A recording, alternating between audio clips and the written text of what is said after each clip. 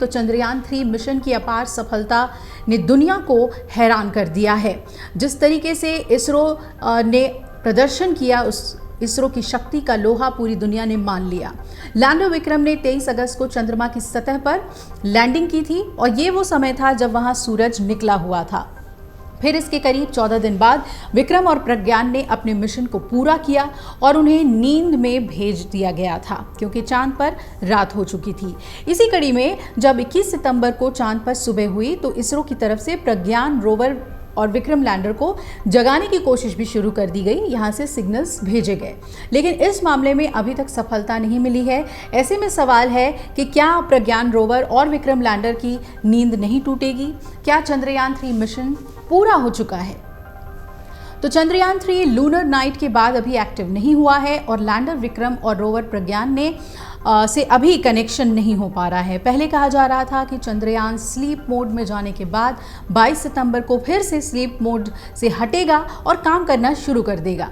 दरअसल 15 दिन lunar night होने की वजह से वो काम नहीं कर पाया था और उम्मीद थी कि लूनर डे पर वापस काम कर सकता है, लेकिन 15 दिन काम करने और 15 दिन स्लीप मोड में रहने के बाद अब विक्रम और प्रज्ञान से संपर्क नहीं किया जा रहा। यानी कि उसने फिर से काम करना शुरू नहीं किया है कि अब जानते हैं कि अभी वो किस स्थिति में है।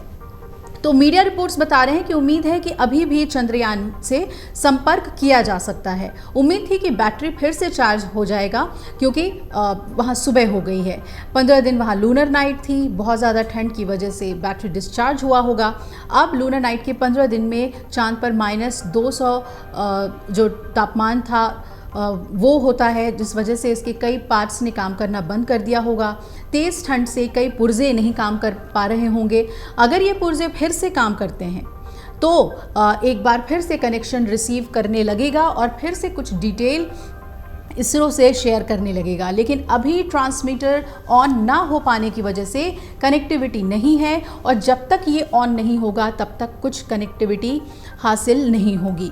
आपको बता दें कि चांद के दक्षिणी ध्रुव की मिट्टी के बारे में नई जानकारी यहाँ बसने और इंसानों की मौजूदगी के लिए बहुत ज़रूरी हो सकती है और चंद्रमा के इस हिस्से पर पहुँचने के लिए कई सारे मिशन अभी और किए जाने हैं, क्योंकि साइंटिस्ट मानते हैं कि यहाँ पर पानी मौजूद हो सकता है और चांद पर बसना इंसान के सबसे महत्वाकांक्षी स्पेस मिशन में से एक है। अगर चांद पर इंसानों की कॉलोनी बस जाती है तो भविष्य में ये एक ऐसे बेस के तौर पर काम करेगा जहाँ से सौर मंडल में अलग अलग जगह पर जा सकेंगे और चांद की धरती का उसके लिए इस्तेमाल हो सकेगा।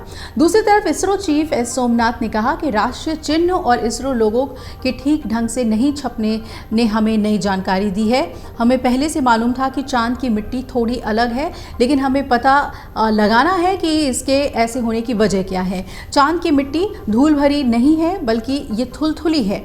इसका मतलब ये है कि मिट्टी का कोई चीज़ थामे हुए है। हमें ये स्टडी करने की ज़रूरत है कि मिट्टी को थामने वाली चीज़ क्या है।